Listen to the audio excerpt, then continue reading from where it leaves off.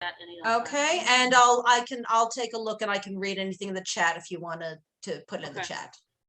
And the only thing that would interrupt me or Barbara is my supervisor, who happens to be on 4 feet and furry. In case she gets restless and wants to get out, I may have to step out. But other than that, hello, everybody, and welcome.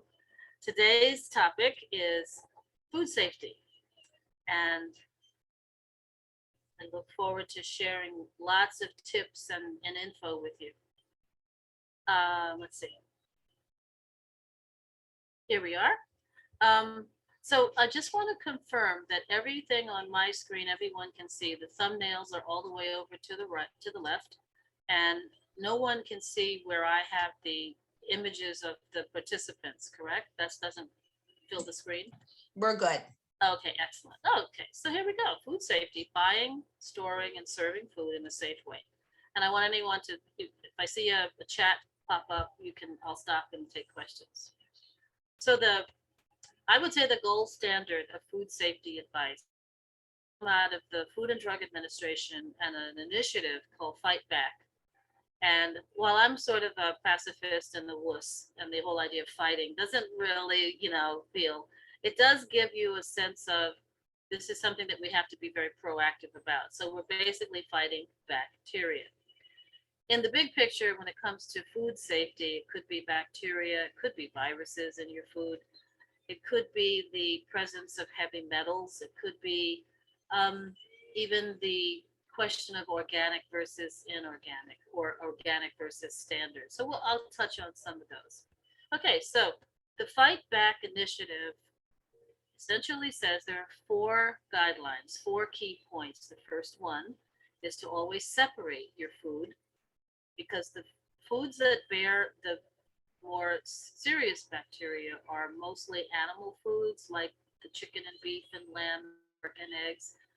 And the foods that are just mostly kind of dirty, but not necessarily, but also may carry bacteria because of we hear about recalls of spinach and lettuce.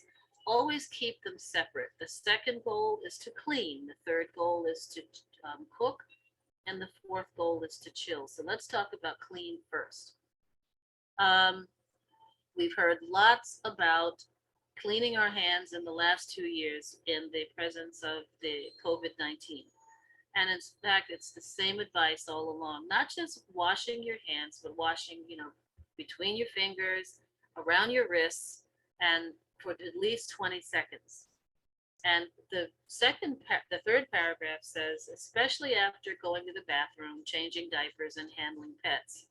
That it seems kind of obvious, but in fact, let's just be reminded that we can move unwelcome bacteria from one surface to another if our hands aren't washed. There's a finding that the FDA did a study and they said that the dirtiest place in your kitchen was actually inside your refrigerator, which is kind of embarrassing. But that just means that when you think you've put in some lettuce and it's or celery and it had a little bit of grit, that grit might still be there. Or if something spilled, the refrigerator is not completely safe from the growth of bacteria. Checking on my supervisor. Okay, so what else about clean? Well, wash your cutting boards, your dishes. She's barking. And your utensils and your countertops. Soap and water. It doesn't have to be with bleach. It doesn't have to be any exceptional kind of antibacterial product, just soap and water. And I know that during the early times of the COVID caution, you're pointing out that the spike protein has a fatty outer layer. So any soap will break down fat. And that was why it was one of the best ways to protect you from transferring the bacteria to your mucous membranes and therefore increasing your risk of being infected. So the same is true. Now, you could go online or you could find lots of references to how to take care of your cutting board. If your cutting board is made of a plastic or polyester, if it's made of wood, if it's made of bamboo. It's said that wood cutting boards have a natural antibacterial nature. But either way, I always wash my cutting boards with soap and water. I can't tell you that I've been a good consumer and rub them down with some kind of oil. I just keep using them and washing them, use them and wash them, and that should be as much as you need to do. The Food and Drug Administration suggests using paper towels to clean up kitchen surfaces because once again, you're transferring some bacteria from the counter to another counter potentially because you really can't see it. But if you do use cloth towels, because we feel they're more environmentally friendly, they should be washed often and in hot water and dried, maybe air dried or dried in a dryer. There are many states, I know the state of Maryland, for one, um, forbids the use of dish towels in commercial kitchens for the same reason. You'll wash the dish, wipe a dish. Maybe the dish towel will catch a spill. Maybe the dish towel will, end up on somebody's elbow, and before you know it, it's cross contamination.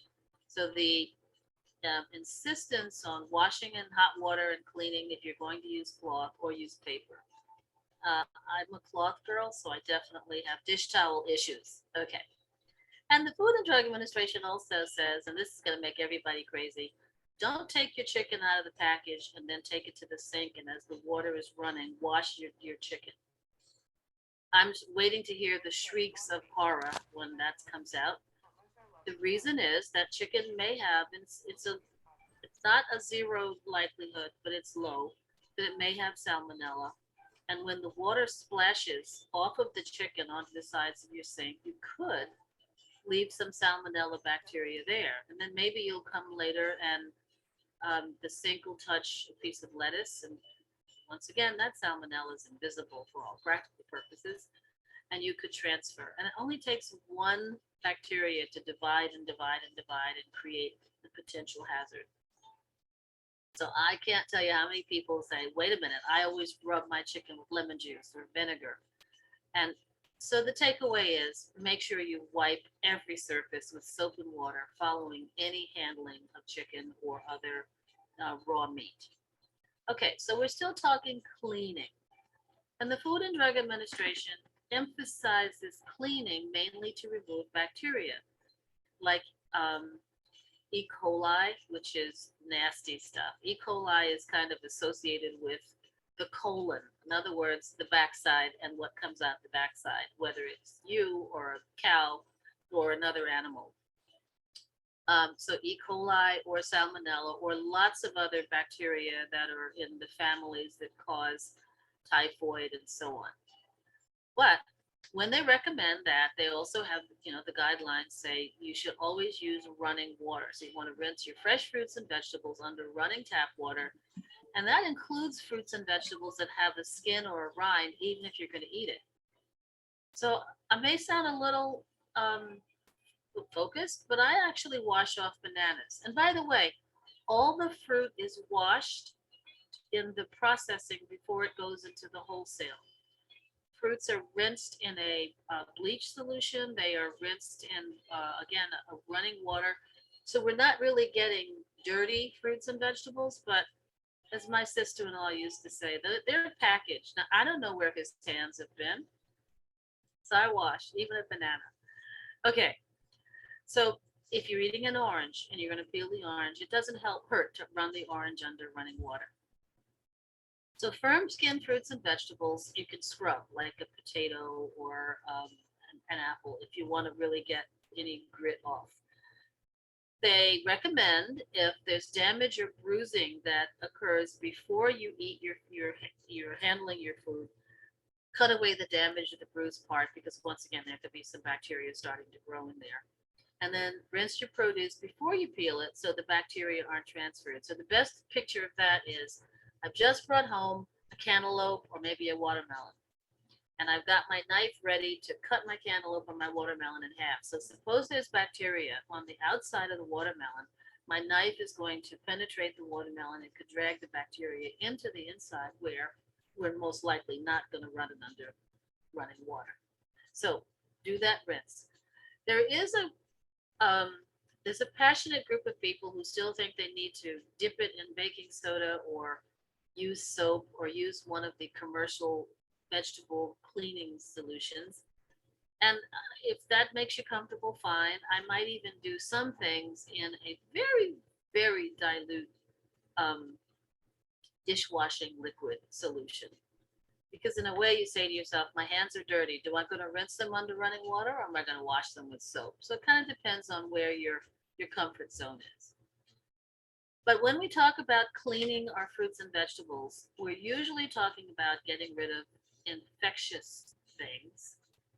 But what about the things that are added or sprayed on in the growth of the vegetable or the fruit to kill off bugs and kill off weeds? Insecticides or something else that ends with side. Okay, herbicides. Okay, now the curious thing is that there's been quite a few studies that have tried to say how much effort do we have to make, or how much concern do we need to have about the persistence of pesticides and herbicides on the surface of our food. So a study done in 2017 deliberately just to look at how easy it is to remove it. So these were not fruits that were just randomly picked from a farm, but they took fruits and soaked them in pesticides for 24 hours. Okay, that fruit had pesticides on it, and then sprayed them with a solution of either bleach or baking soda or plain tap water. This was what the effort was, and they found that. Remember, I'm going to repeat this. Fruits and vegetables are washed before and talking large commercial handling of fruits and vegetables. So when you buy your grapes and they're coming in from Del Monte or somewhere, they've been washed in a bleach solution. But this is after you get it as a consumer. And they found that when they soaked the fruits for anywhere from a few minutes to a full day of the insecticide, and then they tried to remove it, it seemed as though the baking soda solution was the best. But let's take that in stride. I think I'm safe if the Food and Drug Administration says running water, maybe just a little dab of dishwashing liquid if you feel like you want to go that next layer, because that's going to take away the wax, and some pesticides might actually be in the wax that's naturally on the outside of fruit. The next option, of course, is to buy organic so that you can be more confident that there aren't pesticides or herbicides. At this point in my life, I'm not worried about pesticides and herbicides. I'm not pregnant. I'm not worried about a fetus. My central nervous system is done. I hope just to make it last a little longer. But I probably might be a bit more in favor of finding the most economical organic produce that I can for younger people in my life. One of the things you want to know, though, is that sometimes the word organic doesn't guarantee that there is no pesticide or herbicide residue on the plant. And one more piece that I would say, just to support the most of the agricultural industry, the application of pesticides and herbicides is not like every week at 4 o'clock on Monday. It's depending on the point in time when the weeds may grow, or when there's certain life cycle of the bug. So they're not all the time. They're really quite for not only cost but effectiveness and protecting the vegetable. So I think we should be aware and conscientious to avoid as much as possible, but don't lose any sleep over it. And then when you want to wash your fruits and vegetables, give them a good strong rinse under running water, maybe use a brush, and if you really feel like you need to, the teeniest bit of dishwashing liquid. And when it comes to organic,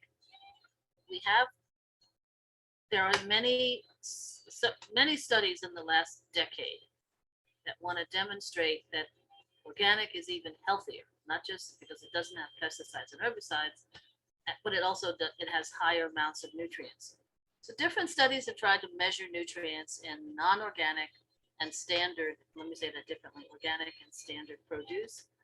And sometimes they don't find huge differences. It does determine what you're trying to measure. Is it vitamin C? Is it iron? Is it calcium? Is it what are called antioxidants? So the reason for my as a consumer and as a dietitian, encouraging more organic is more environmental. So the last sentence that you see here, the good reasons are to avoid for the absence of the pesticide residues as well as animal welfare and environmental protection. So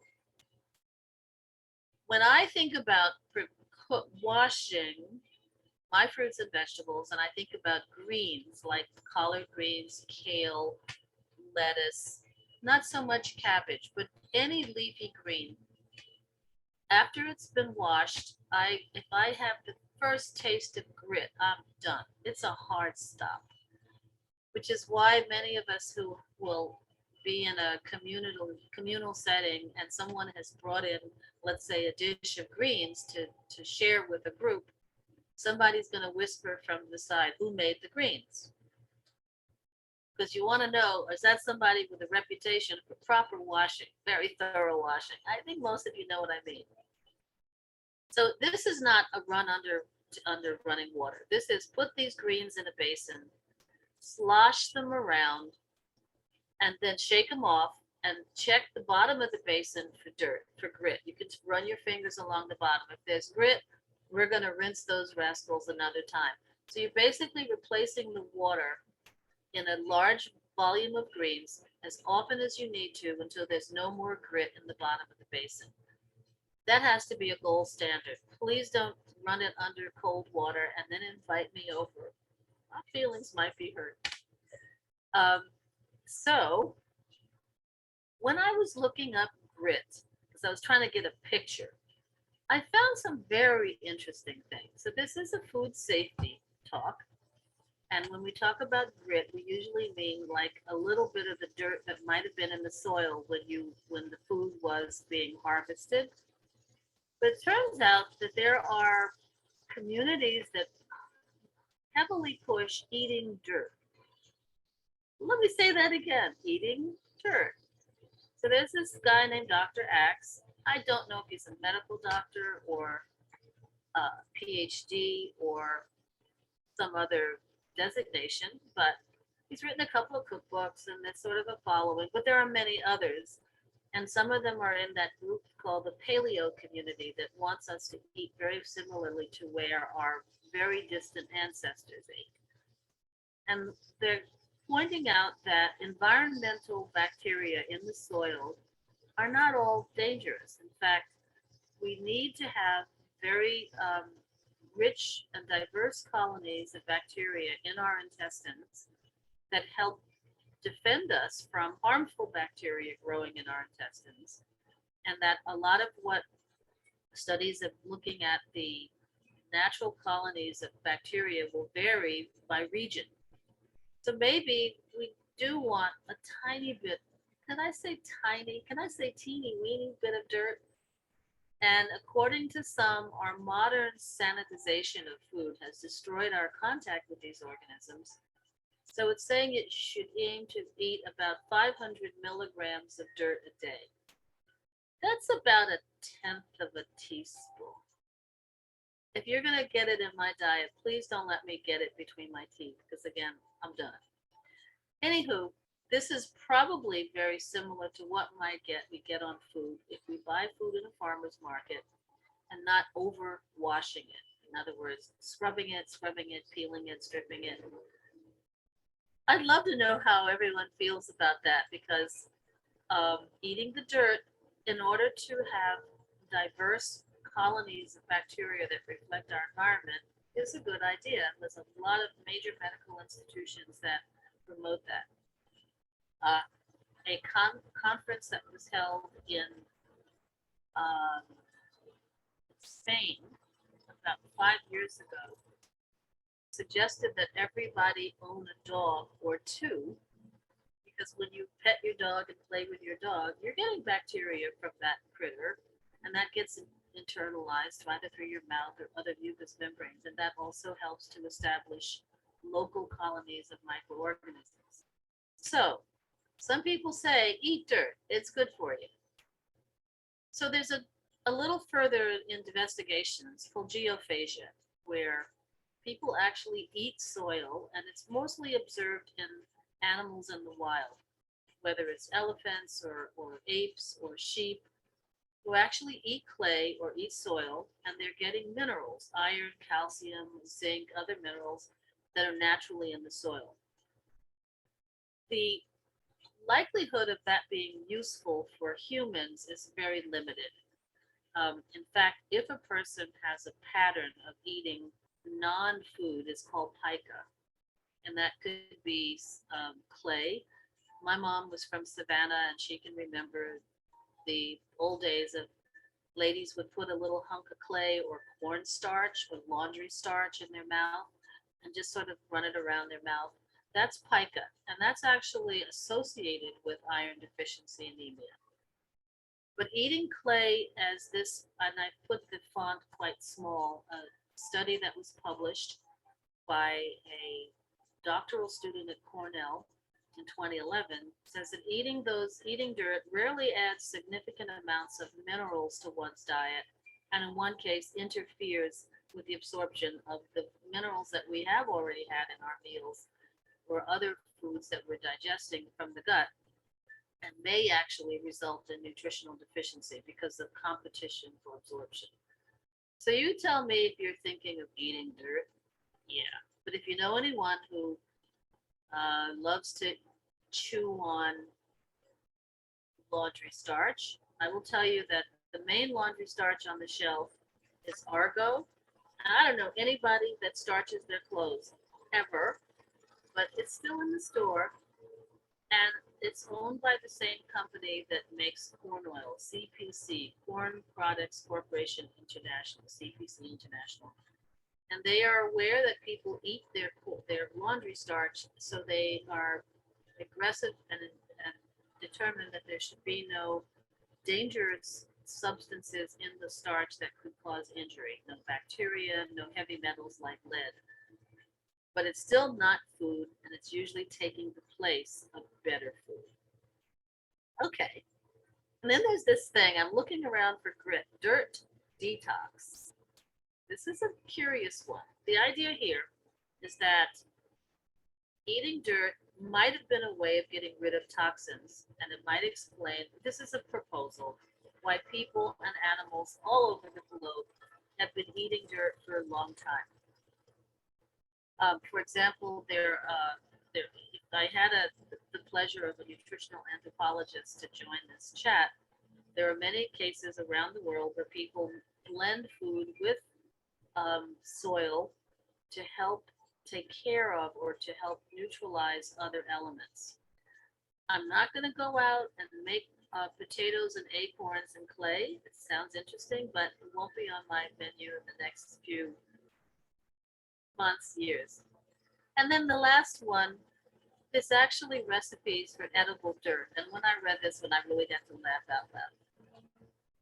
Deal is somehow this is appealing to take cocoa powder, coffee grounds, maybe cinnamon, maybe clove, maybe nutmeg, maybe grind up olives and olive pits, grind up oatmeal, and have it look like dirt and put it in your food. Okay, I'm way too old for that. But here's a funny recipe: salted coffee dirt roasted carrots. And if this will make your carrots go from the plate to your mouth, then, rock it. So it tells you that you take some carrots, some salt, some olive oil, 3 cups of spent coffee grinds, Thai chili peppers, and then parsley. I'm just going to go, all right. From inadvertently trying to keep the dirt out of your food to deliberately making the food look dirty. Let's move on. Okay. The last one is that if you are a very creative cook, especially around Halloween, there are lots of recipes to make things look like worms coming out of the dirt. With Oreo cookies, there's the dirt pudding cups. Bailey's liquor has a dirt pudding. Is it me, or does the word dirt on the name of my food just not sound like they should be going together? But back to food safety. Okay, when we're talking clean, this is the first part, caution with your reusable grocery bag. So there's a lot of information here. Let's just say in a nutshell, the grocery bags can have spills or leaks of the juices or the liquids out of chicken or beef or out of sausage. A lot of things, even the dirt around your cabbage or your celery. And those things can also be sources of contamination. So one of the things is wash the inside of your bag out as often as possible. Keep it air dry. Don't put it away damp. And try to separate the bags you're going to use for books or other things in your routine from the food ones you're going to use for food. And definitely separate use a bag for your meat and such, and a separate bag for your vegetables and such, and probably even a separate bag for your bottles and containers of cereal and boxes and things like that. Okay. So the next of the four goals of the fight back, the first one is clean. The second one is separate. And this is once again not to cross contaminate. These where you're in your grocery cart, you hopefully you don't have all of the different food ingredients all mixed together. So the chicken is sitting on top of the package of carrots. You will, it's just very easy to do the cross contamination. So you're separating your raw meat, your seafood, your eggs, and other things, not only in your grocery cart, but also in your refrigerator.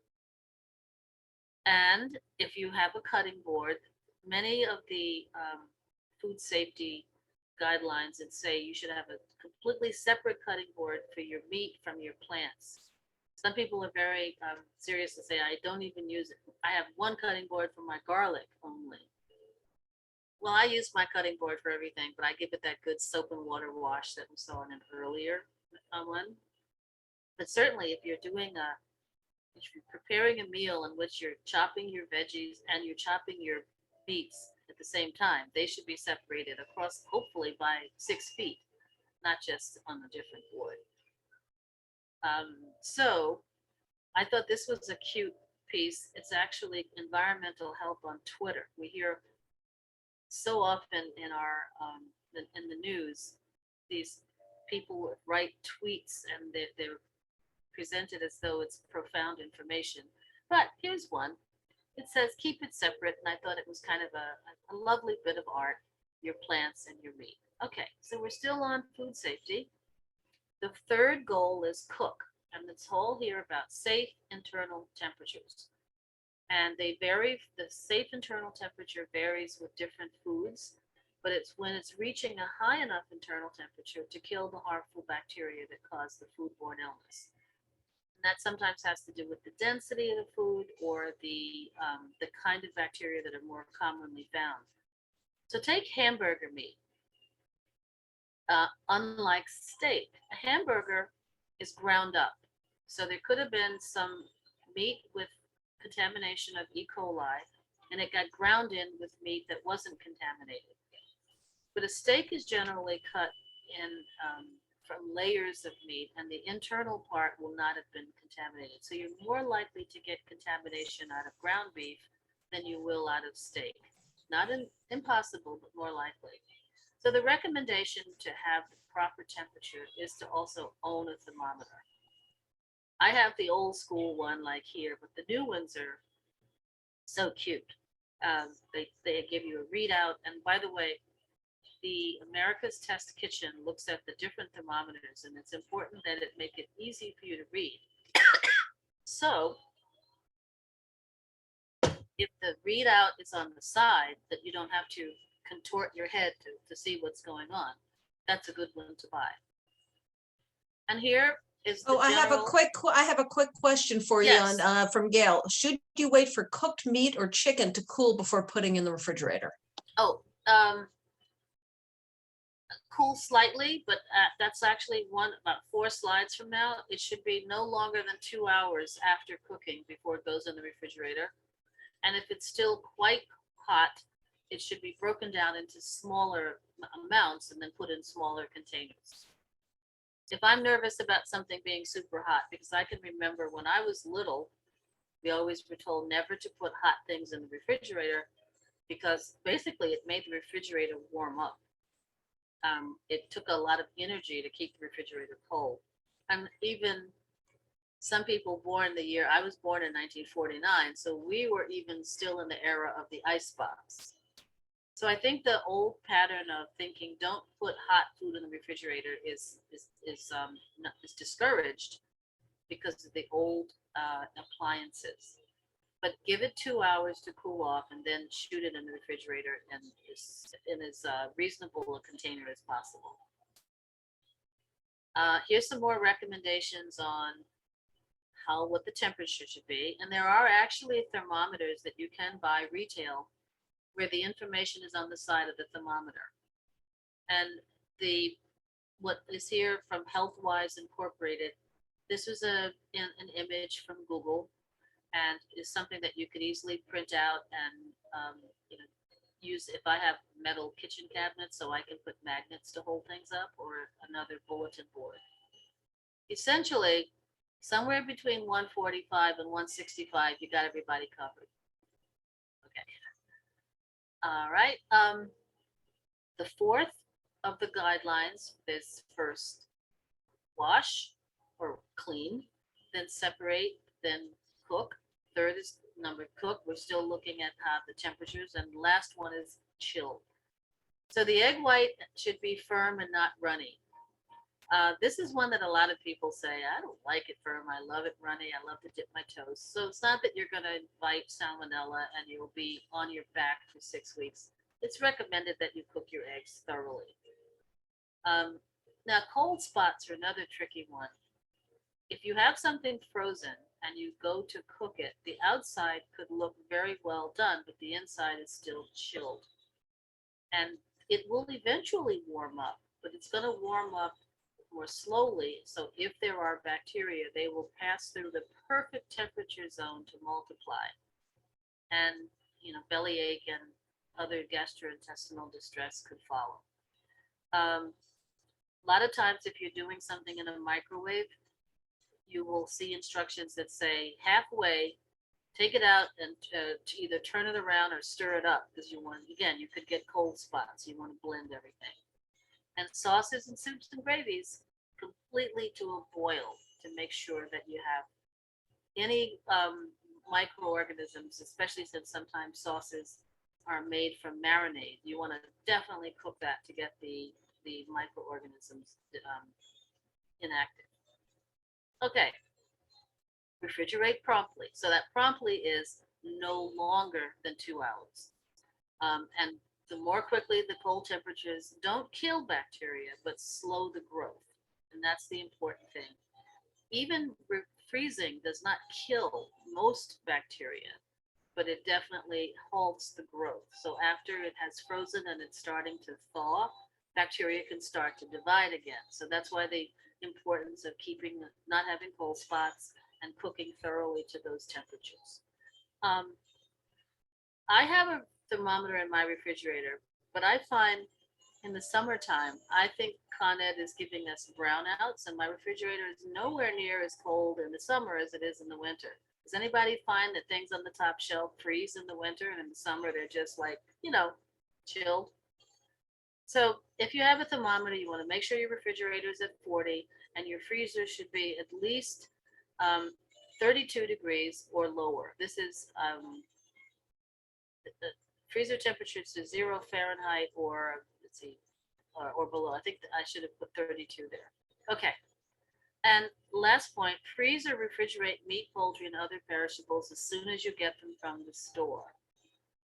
Okay. How many times have you said, I'm going to cook this later? So you don't refrigerate it, you don't freeze it. Why bother?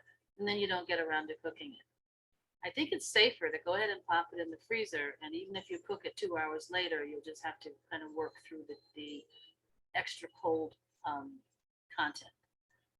So never let raw meat or poultry or eggs or cooked food touch the fresh vegetables. We talked about that before, especially when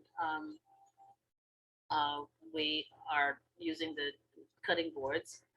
And they should be at least no more than 2 hours before they go in the refrigerator, especially when the temperature is above 90. I can tell you my kitchen is probably about 89.9 right now. Okay, so never defrost at room temperature. Oh, we have violated that a lot, haven't we? This is recommendations of the Food and Drug Administration. You can either defrost in the refrigerator, which takes about 6 months. I'm exaggerating, or in cold water. Because once again, you're just trying to keep microorganisms from starting to divide as they go through that perfect range for their own um, when they're healthy. And then, especially in the microwave, you can also defrost. If you marinate something, marinate it in the refrigerator. So we're thinking, hey, wait a second, it's got a lot of acid, it's got some vinegar, it's got lemon juice, isn't that good? Yeah, put it in the refrigerator. Don't hope for the best. Remember, as I mentioned earlier, after Barbara asked about the question, divide large amounts of your leftovers into the shallow containers. Soak, even if you're soaking beans to make a bean stew or other cooked beans, soak them in the refrigerator. And then I am constantly saying, what's that in the back of the fridge? I don't even remember it. Well, if you can't remember it, time to part with it. Okay, so then we want to know, what if we brought it home, we didn't refrigerate it, how long is it going to be? So raw beef is good for 3 to 5 days. Your nose will tell you. Chicken, 1 to 2 days. Once again, your nose will not fool you. And salmon or some other fish, 1 to 2 days. In the freezer, this is not about whether it will be unsafe. It just might not taste as good 6 to 12 months. Okay. And then we ask ourselves, I just thought this was such a very pretty picture, I couldn't resist adding it. So here is a table that has a lot of information. So what I will offer you is, if you go online, this is easy to find online. We're giving you recommendations on how long it should stay in the refrigerator and how long it can stay in the freezer. And most of the things that we were talking about before, like beef, chicken, and salmon, I think these are the staples that go in the refrigerator or the freezer that you're thinking, how long will it be good? But in case you also are thinking about ham or corned beef or cheese or eggs, this information is available. And this is the source of the information. The chart was so big that I cropped this out in order to be able to enlarge the chart a bit more.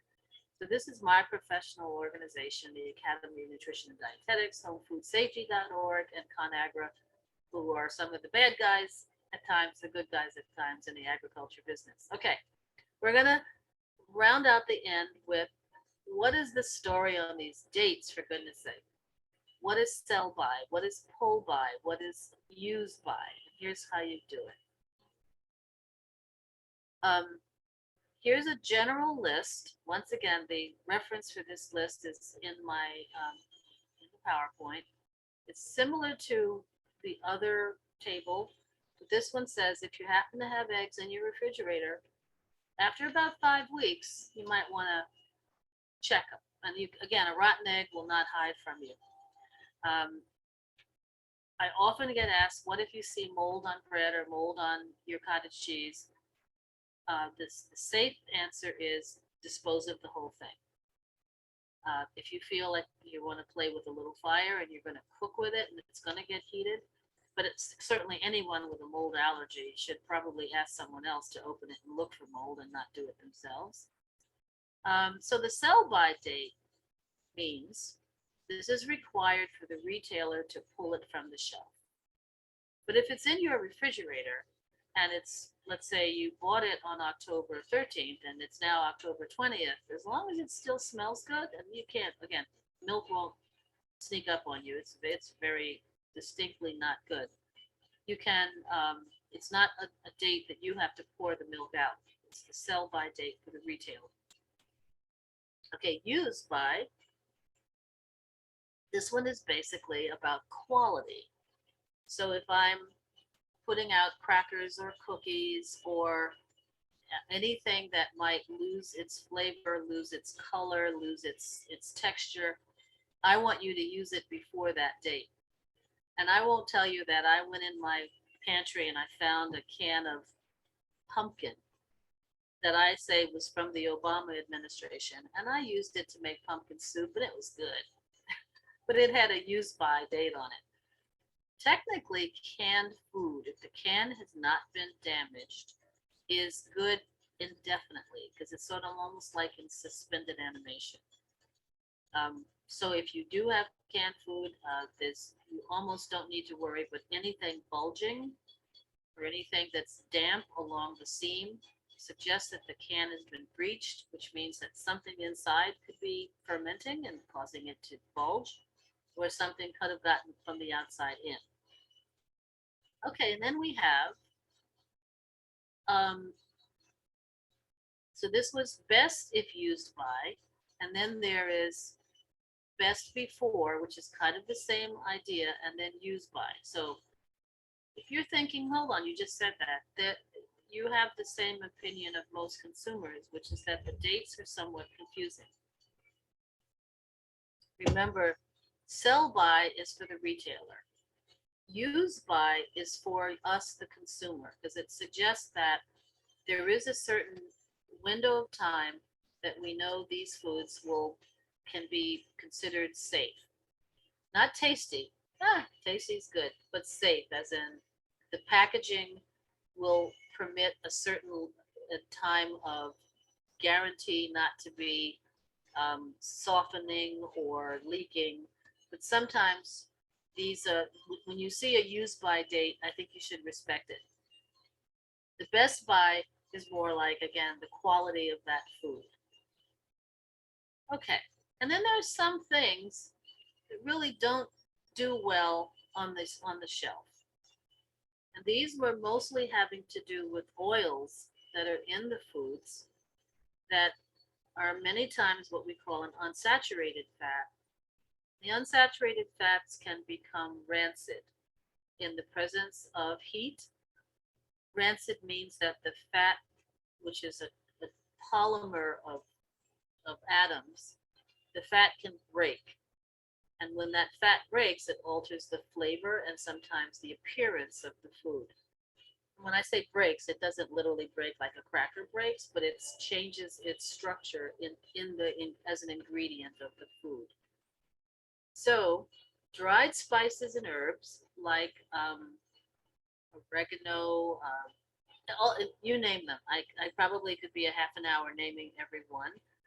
The longer they are on your shelf, the weaker and they're not unsafe, but they're not going to be very potent. Um, some things might stay. So, for example, the turmeric is a strong orange color. And if you find you have some turmeric that's been on a pantry shelf for more than 5 years, you might use that for a craft project to dye some fabric because that color is very strong. You can even cook with it, but it just won't be very tasty. It won't have a strong flavor. And for the antioxidant and anti-inflammatory function of the turmeric, once again, the older it is, the less that function continues.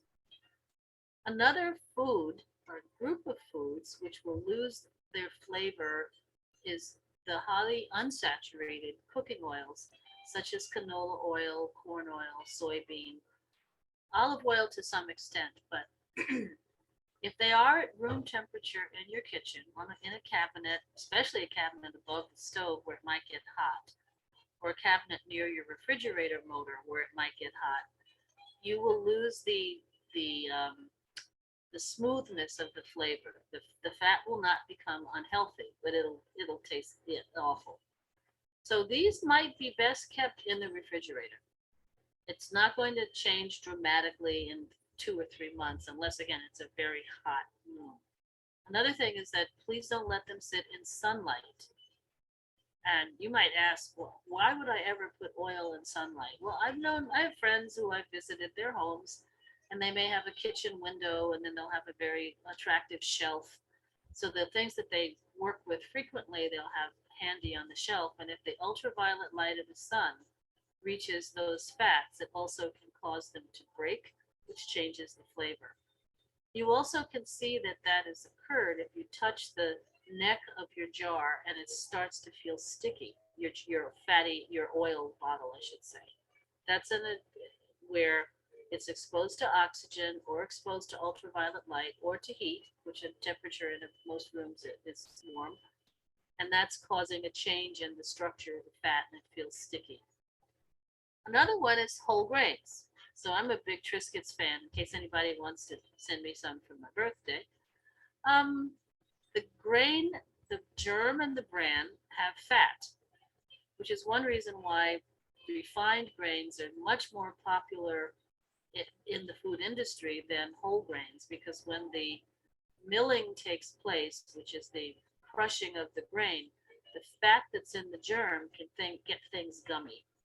But if you have wheat bran or wheat germ or whole grain crackers, you probably want to keep as much of if what you're not going to eat in the next few weeks, you keep them in the freezer or refrigerator so that you protect the fat that's naturally found in the germ of the whole grain from going rancid.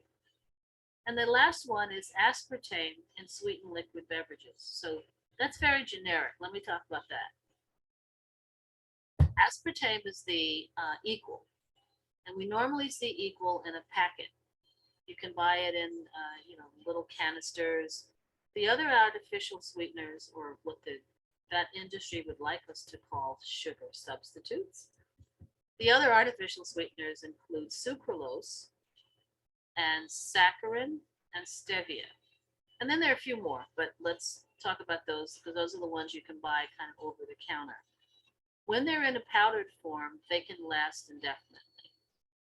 But when you dissolve aspartame in a liquid, such as in Diet Pepsi and Diet Coke, and the reason why they're in Diet Coke and Diet Pepsi was because when aspartame hit the market in 1981, they must have had lawyers from out of this, from Mars, who really sealed the best contracts so that nobody would ever be able to sell another sweetener and call it Diet Coke. And that's why you have Coke Zero, which uses a different sweetener and not aspartame. But here's the deal: aspartame is 2 amino acids, which, when they're in your mouth, they stimulate the sweet receptors. So you could drink a beverage which has aspartame, and it's going to make it taste sweet. And you say, okay, Diet Coke, Crystal Light, Diet Pepsi, lots of the diet beverages. However, the aspartame, almost similar to the oils, over time and in the presence of temperatures higher than room temperature or even at room temperature, the 2 amino acids break. And when they're no longer a double together, when it's 2 amino acids separate, they no longer will stimulate the sweet receptor. So let's imagine today is August the 5th, and you're planning a big party on August the 16th, which is my birthday, and you're going to buy all this diet soda because it's on sale. You'll do okay, but your best move is to keep that in the refrigerator until it's going to be served. But if you buy it today, planning on having a big gathering at Thanksgiving, I can assure you, if you tuck that under a bed or in a closet, it's not going to have any perceptible sweetness in 3 months, because the 2 amino acids break apart with time. So the longer they're in there in liquid form, the more they'll likely separate or break up, and the hotter it is. So powdered is okay. So if I would say then the something like Crystal Light, or liquid is okay if it's refrigerated. But at room temperature, or the temperature of the trunk of your car, or the closet somewhere near the furnace, that sweetness is going to dissipate. I'll bet some of us have bought stuff and we drank it, but it just tasted off. And what it was cola without sugar, without sweetness. Okay, so these are things they're not unsafe. They will not hurt you. They'll just be somewhat disappointing. And here we are at 5 minutes to 3, or 6 minutes to 3. And I'm going to pause here, and I see that the chat has 4 questions, and I'm happy to go into the chat or open it up for comments and questions from anyone else. Who wants to eat dirt? I don't think so.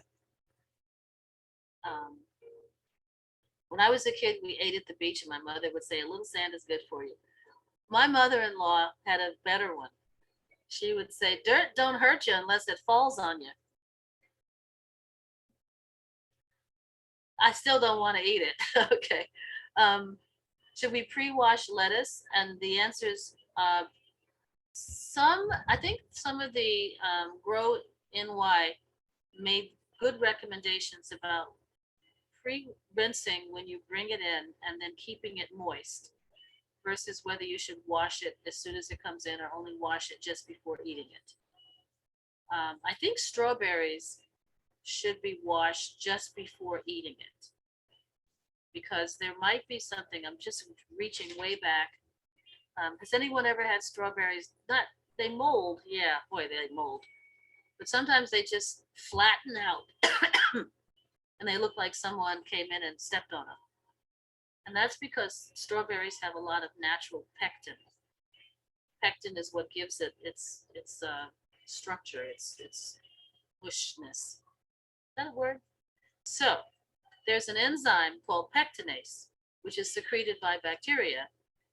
And I think if you wash it first, you let the enzyme can work faster on it. So you should don't wash your strawberries until you're ready to eat them. But everything else, I think, should be rinsed and then stored in a moist environment to save on so that you don't get the dried out and limp vegetable. And do vegetables need to be washed in a liquid store-bought vegetable? There was a product that was very popular. At least I waited for the end to start coughing. Called Fit Spray. I think it had a big splash on the market and then disappeared and came back. And what it is it was promoted as a vegetable wash. And I was somewhere as a dietitian, I got a sample of it and I loved it. But I'm gonna tell you what I loved it for. Don't laugh. It's like the best degreaser you ever got. And yes, I'm gonna admit that sometimes I get a lot of grease around my stove. I know I'm not the only one. Or you reach to the top shelf of something and it's got that greasy gummy thing. Boy, this Fit Spray would just knock that out. So what it is really is it washes off the waxes and the natural fats that are on the outside of fruits and vegetables. I wouldn't tell you not to buy it, but I just don't know that it's really going to be that important to overall wellness. It's like, what do you prefer? So those were the 4 chat questions. Any other questions? Comments? Okay, who made the greens? Is anyone here very suspicious when someone else makes the greens, whether it's kale or collards or cabbage? I do, Maudene. I make my own greens. My mother and father and my grandmother taught me how to wash them and how to cook them. And what we do is like you said, the first beginning, you rinse them, make sure all the grit is out. And then we use dishwashing liquid to clean the greens. Mm-hmm. Then we rinse the greens again and keep rinsing them until there's no more grit. No more grit. No more grit. And then once all that's done, then we cook them. Yeah. That's it. Mm-hmm. Yeah. So this waxes that are naturally on the outside of vegetables and beans and fruits is actually useful in the body. It helps to reduce how much cholesterol you absorb from the foods that you're eating. But since cholesterol is only in animals, so it's going to be in cheese and milk and beef and chicken and fish and pork and lamb and eggs. If you're not eating any animal foods, then there's no need to welcome another ingredient or a constituent of a food that helps your body to reduce how much cholesterol you would absorb from a meal. But those are still, those waxes that are naturally on fruits and vegetables are reasonably healthy. So if I wash them off of some, but not all, I think it's a good balance. How are we doing, Barbara? We are doing great. I Something with I kids? think those questions were sent directly to you, so I don't see any more at my end. Mhm. And of course, if anybody wants to come off mute at this point, we're at the end. Now's the time. Wake up, every, okay, All I Uh, can say, all I can say, just be careful where you eat. That's all I can say. okay. Because my sister saw an incident that happened. She went to a friend of hers house, well, a young lady that we all watched grew up, and she watched her take this chicken out of the refrigerator. She didn't wash it. She seasoned it and started cooking it, and my sister got on her case. So you have to be very careful where you eat. Well, if it cooks thoroughly, you know, up to, I think the chicken is 165 degrees. Let me go back to that cooking temperature for chicken. 165, go me. Huh, all right. Unless there was really something awful in her handling, I'm okay if it's fully cooked. So by Oh, the way, well. if anybody sees chicken bones that have a dark color, I'm trying to see if I can get a picture of that real quick. So you're eating a piece of chicken, and as we're gonna sound like cavemen, right? As you rip that meat off the bone, what it is it's the hemoglobin that's in the bone. Not exactly the image I had in mind, but this is on a dark wooden background. That's not what I wanted. But anywho, the idea is that if there's darkness along here, it isn't that the chicken was somehow unhealthy. It probably means that the hemoglobin came out of the bone marrow and then it sort of stained the meat around it. And then when you cook it, you know, everything is denatured by heat. So anyway, don't worry that you went to the store and got some kind of chicken that wasn't good quality. It's a normal occurrence of the bone marrow letting some of the hemoglobin somehow get through the bone out into the meat. I was thinking about your friend. That might be, well, no, but now we're looking really gross. If there's any vegetarians on the call, we can definitely end this picture now. Okay. Questions? More questions?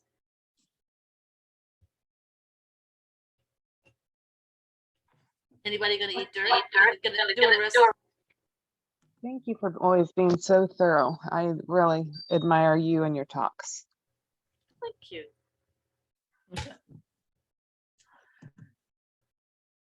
Okay, I think we're good then. And by the way, I'd probably be the one person to try that. Okay. Well, the link is right over here. It's called Wickedly Healthy. Oh no, Wicked Healthy Food.